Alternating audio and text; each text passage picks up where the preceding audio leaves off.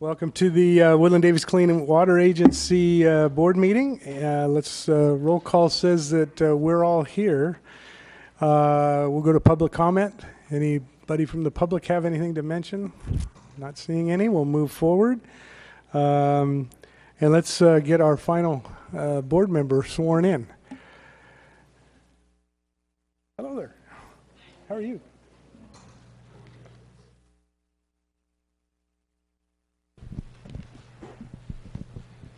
All you want me right. to take the mic? Oh, it's okay. I think I Okay, can manage. got it. All right. All right. Please say I, Will Arnold, I, Will Arnold, do solemnly swear do solemnly swear that I will support and defend that I will support and defend the Constitution of the United States the Constitution of the United States and the Constitution of the State of California and the Constitution of the State of California against all enemies, foreign and domestic, against all enemies, foreign and domestic, that I will bear true faith and allegiance that I will bear true faith and allegiance to the Constitution of the United States to the Constitution of the United States and the Constitution of the State of California, and the Constitution of the State of California, that I take this obligation freely that I take this obligation freely without any mental reservation without any mental reservation or purpose of evasion, or purpose of evasion, and that I will well and faithfully discharge and that I will well and faithfully discharge the duties upon which I'm about to enter. the duties on which I am about to enter. Thank you. Thank you.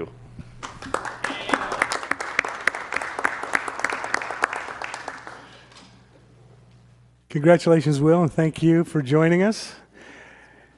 And at this time, we are going to go into closed session, and we will be back in a few minutes.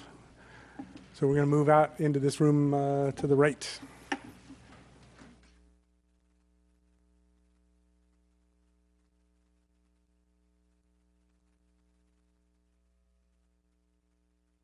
Portable action, and we will move forward on our agenda. Consent items. We have 4 items, 3 items. Excuse me. The fourth quarter treasury report is not in there. Okay. As soon as that's board under separate. Okay, so items A through C. Approval of the consent. Thank you, Mr. Second. Fowler. Second from Mr. Arnold. Any discussion? All in favor, say aye. Aye. Aye. Any opposed? Nope. Okay, project update. As Chair Hilliard and board members, a very brief report for you this afternoon. Quickly, the financing and funding update. Talk a little bit about the construction that's wrapping up. Our initial efforts at operating the facilities, and then finally upcoming activities and milestones. You have in your packet a detailed report on both the SRF funding as well as the grants. This is very similar slide to what you've seen in the past. I think the highlight, what I would highlight is the $8.1 million Prop 1 grant from Department of Fish and Wildlife. We've been working diligently with Fish and Wildlife to get that agreement in place, and I think we're getting close, so hopefully we'll have that wrapped up shortly. And with that $8.1 million, that'll complete the state funding match of $20.1 million, which is already in place on the federal side. So, you know, the joint intake with that $8.1 million will have received $40.2 million in grant funding. On the joint intake project, construction by their contractor, Balfour Beatty, is continuing. All major construction activities are nearing completion. And the work that is remaining is primarily testing and startup. Officially, the schedule calls for the completion of the construction and testing and turning and ready for CH2M Hill to do their inspection and take over the facility at the end of October. Efforts are underway to accelerate that date. We're looking at ways to shorten the actual tests that are required and we're looking at ways to improve the overall acceptance process so that the CH can start to operate the agency's pumps and related facilities on an ongoing basis much sooner than that. And we've had some very productive discussions on that as recently as this morning. So the other significant thing that has happened is delivery of the Sacramento River water through the existing intake was discontinued 2 days ago. So recall that before, the water was being pumped through the existing intake and put into Conaway's main canal, which is on the other side of the river levee, and then the agency had installed temporary pumps to pump the water out of the canal and into our raw water pipeline to deliver it to the treatment plant. So the operation that went into effect a couple days ago is the test water that is being used for the startup purposes. The water from the river is actually being diverted through the new intake, and it's still going into the canal right now, and then the temporary pumps are pumping it to the treatment plant. The existing intake has been shut down. Do we have an estimate as to how long we're going to be using those temporary pumps? Is it going to be longer than what we had anticipated, We're which was hoping supposed that to be it's the much end? sooner than the end of October. Okay. The RD 2035 has a very important test where, in order to satisfy the regulators, the Department of Fish and Wildlife and NMFS, National Marine Fisheries Service, they have to run the joint intake at full capacity, and they have to demonstrate that the approach velocity through the screens are within tolerance. You know, if all goes well, they hope to complete that in the next 2 to 3 weeks. If they're able to do that, then I think the agency, with some concurrence of our contractor, CH2M Hill, will be well positioned to hook the new intake pumps directly to our pipeline. But so we're, 2, 3, 4 weeks away from that if all goes well.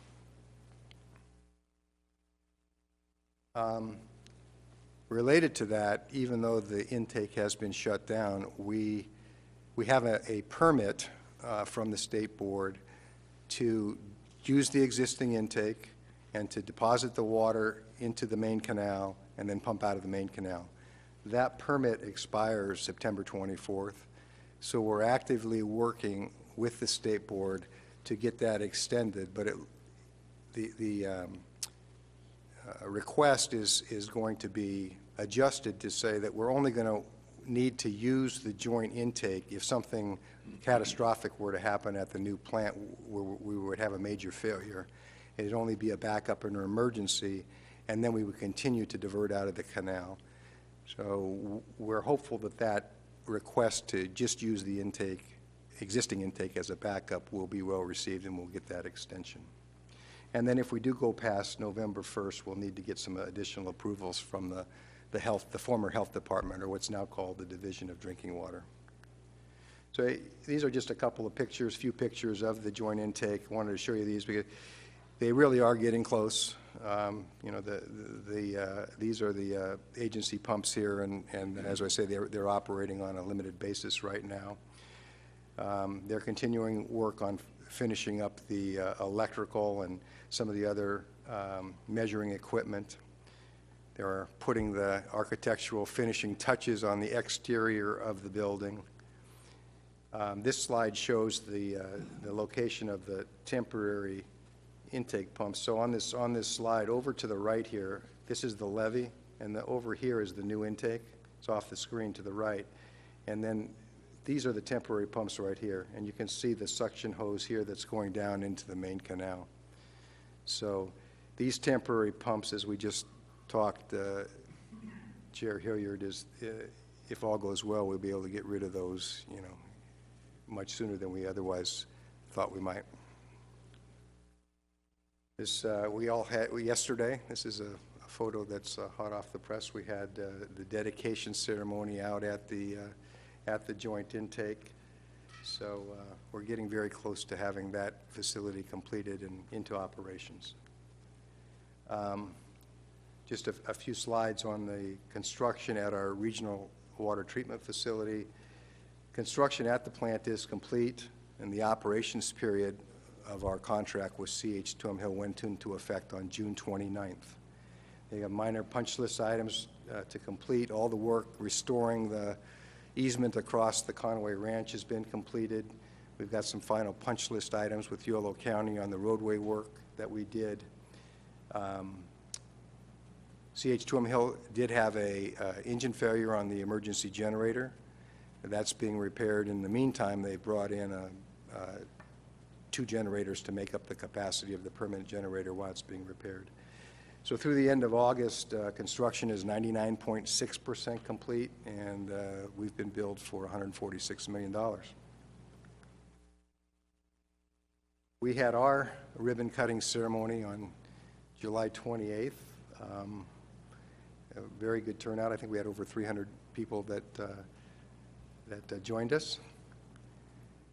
And we're in the operations period. So we're currently operating at 13.5 million gallons per day. 9 million gallons of that is going to Woodland and 4.5 to Davis. Davis is getting very close, and maybe Bob will talk about this later, very close to having another turnout completed. So their deliveries are likely to go up soon. We're meeting all the regulatory drinking water requirements. The preparation of the monthly reports to the Division of Drinking Water and the agency are starting to become routine. The Division of Drinking Water did an inspection on Monday of this week, came out to observe the plant and the operations, and CH is in the process now of really optimizing all of the different unit processes, trying to minimize the use of chemicals and just really get everything running on an optimal basis. So upcoming milestones and activities, we have to complete the punch list items. We do have to reconcile with CH Tuam Hill change order number 15. That's the change order that was issued for the temporary pumps. Once we figure out exactly when they're going to be removed, we'll square up or true up the change order cost. Permitting, DDW still has to officially grant the operating permit. They want to see us in a period of operation, be able to observe that it's all running smoothly, and then they will issue that final permit. And then in terms of operations, the agency is supporting some additional water quality samples in coordination with Woodland, and I think Greg Meyer will talk a little bit more about that effort in Woodland under the director's report, or the technical committee report. So milestones, we commenced the operations again on June 29th. The current completion of the joint intake testing by Balfour Beatty is scheduled for the end of October, but as I mentioned, we're hoping to move that up significantly. And at this point in time, our project cost remains $279.2 million, including the improvements in the 2 cities, and the total regional cost for the regional Clean Water Agency system remains at $204.5 million. And I'd be happy to answer any questions the board may have. Questions? The numbers on the last slide don't seem to be moving. That's a good thing. It's a good thing. We're hoping to keep them at or near that number. Good. Yes. Great. Thank you, Mr. Deemer. Item number 5, resolution to delegate authority.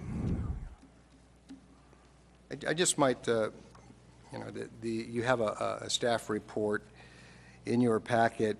It's basically putting into place staff authority to modify the service contract if needed. We don't anticipate a lot of that, but I think given the fact that we're meeting quarterly, if a need comes up, it would be nice to have that flexibility. It would allow the general manager to have an expenditure authority of $50,000 on an occurrence basis and a $200,000 over the course of the year. The other thing that I think is important, and it's in the resolution, is that we would report back to the board, once, if an action like that was taken at the next board meeting, we would inform the board of the action, the reasons for it, et cetera. That notification is included in the resolution, just didn't get mentioned in the staff report, so I did want to highlight that for you. Okay. Thank you, Mr. Deemer. Questions? I'll entertain a motion. So moved, the item. Thank you, Mr. Arnold. I'll second it. Mr. Lee, thank you. Second. Any discussion? All those in favor say aye. Aye. Any opposed? Thank you very much. Number 6. So the previous item dealt with, changes to the service contract with CH Twin Hill. This item establishes agency staff authority for any other purchases with third-party vendors. We realized that the current authority that's in place was a little cumbersome. It was put together rather quickly several years ago and relied on City of Davis's procedure. We thought it would be better to streamline it specifically for the agency's purpose and essentially keep the same limits. I would, in that it would be $50,000. I would point out that the current practice, and it would continue, is if a situation arose where we would have to utilize this authority, we've got a formal process where we review the matter with both the City of Davis and the City of Woodland staff, and there's a formal sign-off sheet that we go through summarizing the requested contract, the need for the contract, the cost of the contract, and where the money's going to come from out of the budget to pay for it. And that gets reviewed and signed off by the cities and myself. So we would continue that formal approval process that's in place currently. The other thing I would point out is there is a provision for emergency purchases, and that would be something catastrophic where we would need to take immediate action to stabilize the situation. Under the resolution, it would require that I notify 2 board members. It would be my intent to notify one board, at least one board member from Woodland and one from Davis. If we could find the board members in a timely fashion, that's the way we would do it. Okay, questions? Okay, Mr. Stone. I'm still learning some of the operational aspects here. We have a contractor. Basically, the contractor is doing virtually everything for us, aren't they? I mean, Yes. that's the idea. Yes. So do we write one check a month to the Yes. contractor? Is the billing variable from month to month from them? Or? It's portion of the billing. It is once a month, and portion of the billings is fixed, and then a portion is related to how much water is actually produced. Okay. What kind of expenses do we foresee, if any, happening outside of that relationship? If something were to, if we had a particular problem with distribution or with part of the treatment, we would obviously go to the CH2ML first. It would be a matter that came up that probably would require a special expertise, a consultant, a subject matter expert, where we would want to bring them in to help us with whatever problem come along. So it's mostly, though, as you say, totally unexpected and probably urgent. Yes. I think, Yeah. our expectation, the way the service contract was set up, is that, almost everything we could think of goes through CH2ML. This is for the unforeseen situation where it doesn't fall into the service contract provisions and it requires a third party outside of that contract. Just out of curiosity, do we have any assets other than maybe office computer and furniture? I mean, do we have trucks or anything like that, or is it strictly pretty much a bare bones operation? We have pretty much computers. I'm not even sure if we own the desks in our office. I think we do. We have computers, we have a printer. It's a pretty bare bones, yeah. Thank you. I think the treatment plan itself is treated as a capital asset Right. for the agency. But it's totally under the jurisdiction of the contractor, I presume, by contract. I think we own the building, Right. we own the equipment that's in it, but from a staff standpoint, it's really a telephone and computer and a desk and chairs. Thank you. Can I ask, just on top of that, is the building, general maintenance of the building our responsibility? Okay, so that's still with contractor also. I wasn't clear that it, Yeah, no, that's CH's Okay. responsibility. okay, good. Other questions? Take a motion. Motion to move the item. Thank you, Mr. Lee. Second. Mr. Stalin, second. All in favor, say aye. Aye. Opposed? Item number 8. 7, sorry. Consider approval of agency workplace policies. Dennis has asked me to handle this one, just a recommended housekeeping item. Following up on the last discussion, similar to you not having many assets, you don't have any employees, so that simplifies things for us. But what you do have is you have officers, you've got contract staff, and you're now the owner-operator of a pretty major facility with a lot of people coming in and out. And so myself looking at this and the kind of policies that you might want to have in place, I thought out of sort of an excessive caution, it might be a good idea for the agency to have some basic policies that you see in front of you dealing with anti-harassment, non-discrimination, equal employment, drug-free workplace, violence in the workplace, and workplace safety. Just in large part, in case anybody ever comes asking, gee, agency, where's your workplace safety policy? You can say, oh, yeah, we got one. We don't have any employees, but we've got a policy. So I kind of put this together from some other models I have. I tailored them to reflect the fact that we don't have employees. I tailored them to reflect CH2M Hill's role as the primary entity responsible for safety in particular. But there could be some gaps where, you know, incidents or things arise that you know, we're really not CH2M Hill, and they might fall in our bailiwick, and if they do, it'd be helpful to have these kind of policies in place. So I think it'd be a good, prudent practice for the agency to adopt these and have them available to enforce if need be. My business, a little bit of overinsurance is not bad. Yeah. Says the guy selling it. Other questions? So I'm assuming CH2M Hill has their own policy. Yes. What happens if those policies come into conflict? Is that even possible? Unlikely, but it's possible in the way it's structured. CH2M Hill's policies would apply to its employees, and they would be the primary ones, and then ours would cover others and any kind of gap that fell outside the CH2M Hill responsibility. Can you maybe describe a hypothetical example? Out of curiosity, what would that situation be where we would end up relying on our policies and not CH2M Hill? You know, just to pick on the board, and these things do happen. You know, sexual harassment by He's talking about the new people board on the member board. of somebody on agency staff. That would be something that would be totally outside CH2M Hill's responsibility, but would be something that the agency might be liable for. I have a quick question. Go ahead. Had you considered adopting one of the city's policies uniformly for this, or both cities' policies?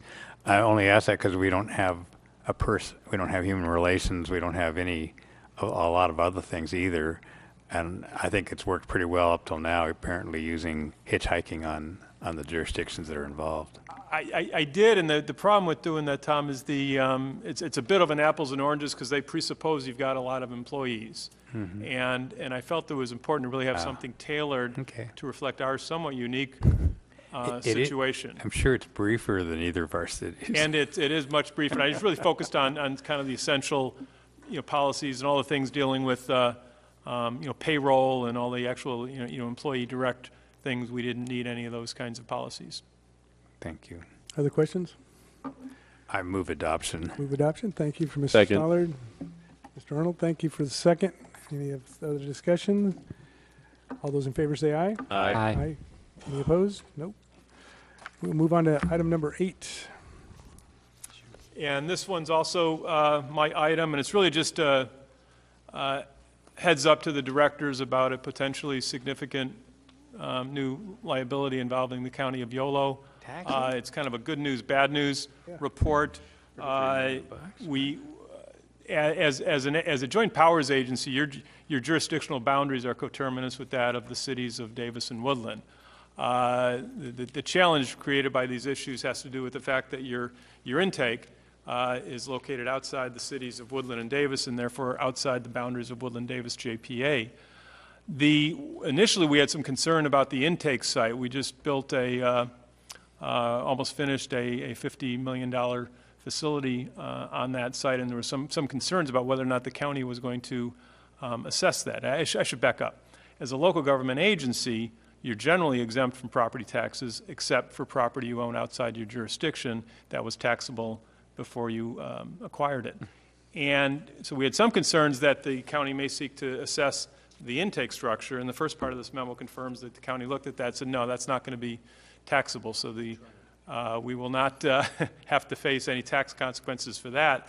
However, in 2010, and becoming effective on January 2016, you bought 10,000 acre-feet of water rights from Conaway Ranch. The taxation of water rights is a really interesting issue in California. They are a species of real property, and they are subject to property tax. The situs, the location of surface water rights for purposes of taxation is the point you pull them out of the river.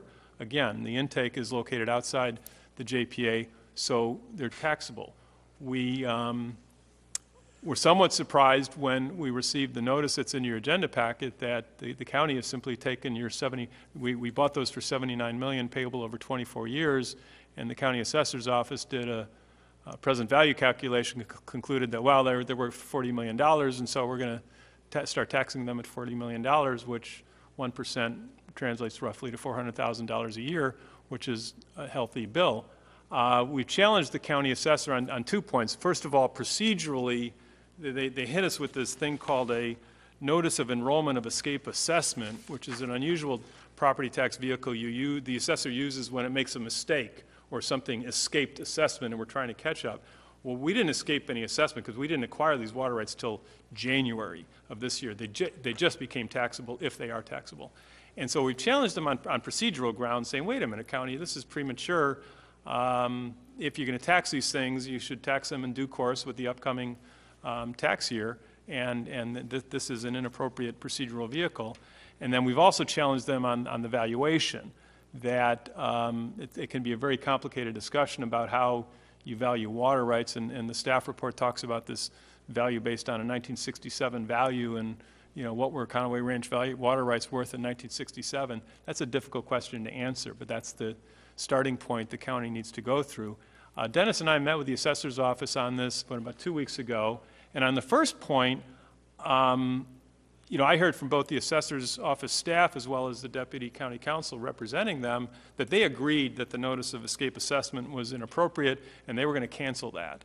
And so, that was a pretty clear understanding coming out of that meeting, which is important because when they served this thing on us, that triggered a 60-day appeal period, and our appeal would go to the State Board of Equalization on this, and we're a healthy ways into that 60-day appeal period.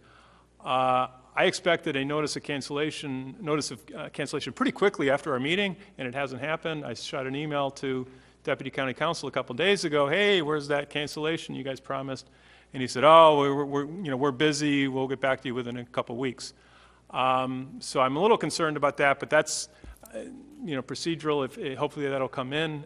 If it doesn't, it's our intent to file an appeal with the State Board of Equalization. I don't think we have a choice. And then on the substance, I think there was pretty clear understanding with the assessor's office that they needed to do some more homework on this 1967 valuation issue. We have shared some information with them following that meeting about how to go about perhaps calculating the value of Conaway Ranch water rights in 1967, and that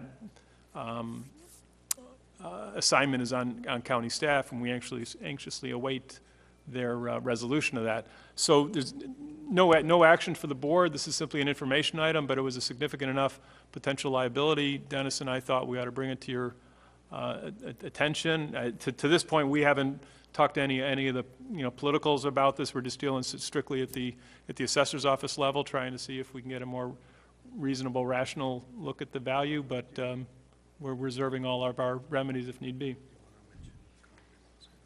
Mr. Stollard has a question? Yes. I found this a very interesting item, as I'm sure everybody has. I'm certainly interested in knowing what's going on in the rest of the state.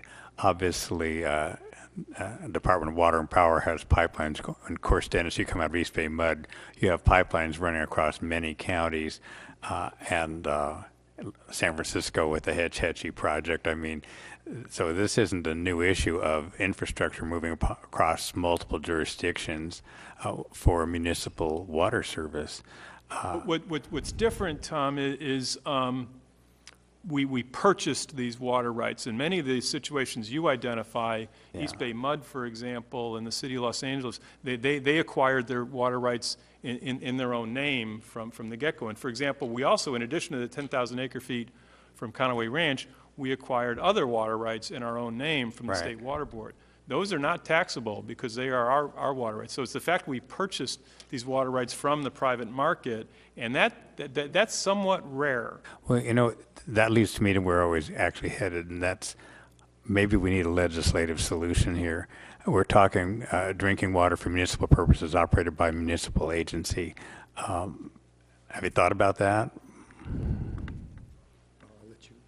We have, that's a possible, and partly what we wanted to do was get a firm answer from the assessor's office about, is this a $400,000 per year challenge problem, or is it a $4,000 a year challenge problem? And we kind of expected that this may happen, but thought that the value would be, because of this 1967 Phillips factor thing, the value would come in much lower, and it might be more of a nuisance. But yeah, we're not going to, because as it is, you're going to pay a couple $100 per year on the intake site, for example. But we've just been paying those bills. So partly, I think step one is let's pin the assessor's office down on what they think the answer is. I think that's wise, but I just think it's probably a good idea to line up options here. Yep. Will can handle that problem. Yeah.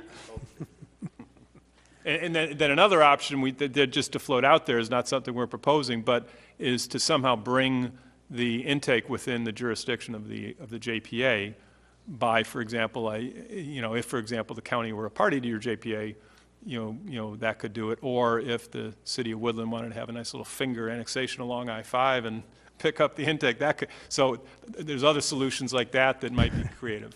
I had wondered about solving one of their water problems as part of the deal. I hear YOLO needs water. Yeah, they do. I think we can go even closer. Was it West Tucky? Don't they need water? It's a county issue. I think we're dealing with that, aren't we? Other questions? Will? I just have a question for Richard. So you don't need any board action in order to support potential appeal of the escape assessment?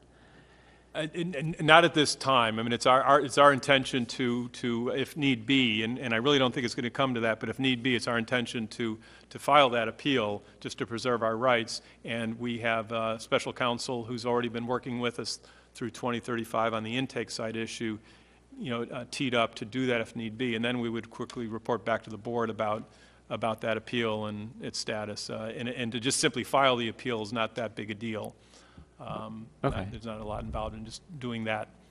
And then we'd report back to the board. But I really don't think it'll come to that. I got a pretty clear answer from these guys that they were going to cancel. Yep. Okay. Good. Thank you. Other questions? Comment? No, I just, in reading this the other night, was very disappointed in the assessor for, either not having their act together or going after us. One or the other seems to be what's going on, and that's pretty disappointing given especially how Director Stoller described it. This is providing a resource to citizens. It's municipal agencies that are putting this forward. It seems like this is kind of a loophole that, ought to be addressed legislatively, but in the meantime, probably shouldn't be seen as a big dollar signs for our assessor, but that seems to be what's going on. Okay, we will move on to long-range calendar. Yes, okay. Chair, Hilliard and board members, you No can doubt. see that the format of the calendar has changed. It reflects the fact that we have gone to quarterly meetings. So our next scheduled meeting would be in January. The purpose of that meeting would be just to do a mid-year budget check-in. So as we get closer to that date, we'll confirm the need for the meeting and confirm the availability of board members and, pick a date that works for everyone. Okay. Very good. Correspondence. We received a letter from the Congress of the United States. I have never seen a letter signed by every Congress member and senator that represent us. Yes, Now, well, I've only been Success has a way of doing that. So.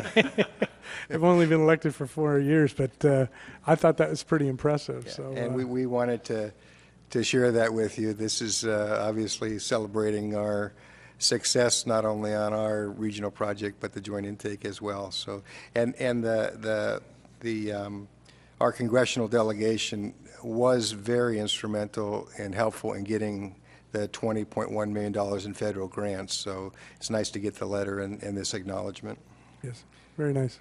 Do we write letters back thanking all of them for what they've done We for wrote us? a lot of letters during the process, asking them to weigh in and get the Bureau to appropriate the money, and they were very responsive, and I think their efforts in encouraging the Bureau to set aside the money for our project were very successful. They were very eloquent in recognizing our joint efforts and the ability of all the communities to come together for this. I was very impressed. And we also have I guess this is what the plaque's going to look like? So this is a new improved version of the plaque that was displayed at the ceremony yesterday. We had a mistake, apologies to Director Stollard, on the plaque that was displayed, but we thought that the plaque is about to be ordered here in the next few days, but in order to make sure there are no more mistakes on the mock-up, we wanted to provide you with a copy, make sure your names were spelled correctly, that we got the members of the Davis and Woodland City Council members correctly stated, and that we don't have any more problems, because once we push the go button, the plaque it'll be hard to change it on the bronze plaque. So shouldn't it be Brett's name on the board of directors instead of Rob's, the name on the top right? I had the same question. If I'm there, then Brett should be there. Very good. That's why we're asking. Fourth time's the charm. Brett went home a little too soon. Good job. Yeah. Will. We'll let him know that you're looking. He'll out never of the know, throne right? Here. Thank you. You look at these things, and you just don't. It's something that obvious, and we just missed it. Okay, barring any other changes, that'll progress. Other communications to talk about, Dennis? No, that was it. Technical advisory committees? Good afternoon, agency staff, members. Just a quick update on some of the local work in Davis. We're progressing nicely with our local work to tie in the surface water. As I mentioned our last meeting, we had just tied in, beginning of June, the first phase of a 3-phase tie-in of our local distribution system. First phase went quite well. Diane Phillips, our project manager, is guiding the project to conclusion. We were expecting to tie in the second phase at the end of this month and the final phase in December, but the contractor has accelerated their work, and we're now expecting the remainder of the city to be tied in and served by early part of October. So we're pleased that that's moving a bit ahead of schedule. As I said, we've experienced very little customer complaints so far. We certainly have had some, but it's been manageable. And we're continuing with some flushing throughout the city's distribution system in anticipation of the last 2 tie-ins in the next 2 to 4 weeks. That'll complete our local improvements. The next major thing linked to our surface water really has to do with commitments our city council made to the community when we raised rates a number of years ago to help pay for this. One of our promises was to give them access to more information so they could manage their water use. We're pursuing an automated meter infrastructure to allow electronic monitoring of water use, which will give individual customers access to essentially real-time water use at the home to help them manage their water use. We'll be bringing that contract to our council hopefully by the end of October, early November at the latest, and that'll touch every water meter of every customer in the city of Davis over the next 18 months or so. So that's kind of the highlights of our local water activity. Is UCD tied in yet, or are they, what's their schedule? No, we are not. We're working on our pipeline right now, which is what you can see along Russell and Russell Boulevard, and we should be bringing water on about January. Good. What are the nature of the complaints?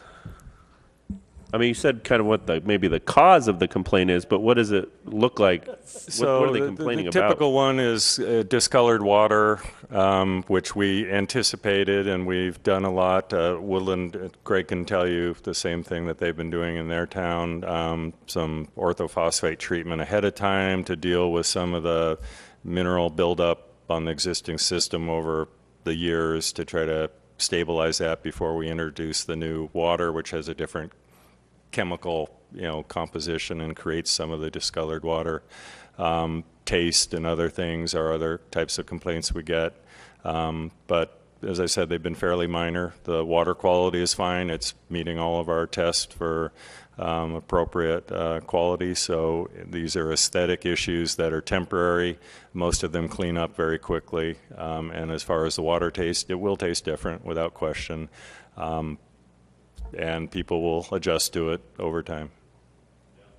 All right, thank you. Greg? So in the city of Woodland, on our ASR side, we've finished drilling the 2 wells, and we're now in the construction of the buildings, the pumps, and the electrical. Our recycled water, which is a spin-off of the water project from the fact that we now have a very high-quality wastewater that we can do conjunctive use of that water. So we're producing recycled water, putting it out into our industrial areas. We'll have 2 parks that'll be utilizing this in the next month or so, and some landscaping. Ultimately, we'll have the industrial park. We'll be using it. We also have had some discolored water issues. We've had 150 complaints since June, and while most of those complaints have been resolved almost on a daily basis through water flushing, we've had some areas of the city that have had ongoing problems with this that we are continuing to look at. Our water quality remains very high. We have really good quality. It's just a discoloration. In order to offset this, we've hired Confluence out of Seattle, which is a systems expert company that's is expert in looking at flushing systems, and is going to come down and take a look at what we've been doing, take a look at how we're managing our flushing system and making any adjustments that might be necessary. And also Trussell Technologies, who we've been working with for almost 4 years now on our water chemistry, both at the river and now at the city, is taking the extensive water sampling that we've been doing over the past year and taking a look at that to see if they can identify if there's something that we are missing. And then West Yost is doing a lot of the data collection and putting together the data programs for both of the contractors. So we are moving forward with that. It's not unexpected. When we first put this together, Trussell let us know that we could probably expect this kind of issue come up, and it could take as much as 4 months to resolve through a flushing program, which we're going to continue to do, and we hope to be resolved that soon. That's all I have. Thank you. Thank you. Other questions? Comments from, I guess, any comments from staff or, okay, from members? I just want to say it's a real pleasure to be part of this. This is one of the things that I specifically requested when we were assigning council members to different bodies. And as some of you may know, this was I had a very, very small, but what I feel was meaningful, certainly to me, part in moving Davis across the finish line to be a part of this. And so it's so much so proud when I was at the groundbreaking, so proud when I was at the ribbon cutting, and I'm very proud to be here today to continue the good work. So thank you all for all of the work that you did and for letting me play my part in it now. Great. Tom, comments? No. Camille? No, I don't have anything other than to just add that we're also really excited about getting a better quality of wastewater. We've been using we have a tertiary treatment plant for our wastewater, and we've been using that water in our cooling towers, and we are really, so that's entailed a lot of chemical work to make sure that that water is not creating more problems, and we are really looking forward to our January flip the switch on our portion of the water. So again, we're very happy to be here. Thank you. Great. Yeah, those side benefits are really cool with the cleaner water. I mean, we're taking it in, but also what's going out is much better as well. Hey, Jim, I wanted to make one comment. Some already know it, but I basically became a brand new Yolo County supervisor in 1995, just at the point the application for the right was being made, and at that time I actually appointed to the Yolo County Flood Control and Water Conservation District. So it's just an amazing transition after 8 years as a supervisor, 8 years out of office, 5 years as a councilman now to come to this point. These things don't happen quickly, but in relative terms, this was done about as expediently as anybody could have hoped for, and I commend everybody who had a hand in it. Thank you. On Tuesday, after the dedication, I absconded with this plastic key, and I wanted to hand this over to Dennis today, and you can display it in your office. I also ended up with 2 additional keys. Dennis, if you know of someone who is deserving, I'll let you make that decision. And we've got our lobby there at the operations building, and we've gotten several awards already, and maybe some more on the way. And so we're going to display them inside the lobby, and I think the key would look very nice on that wall as well. Beautiful. Sounds great. In fact, well, anybody else? Okay. All through, all done. Thank you very much, everybody. See you in January.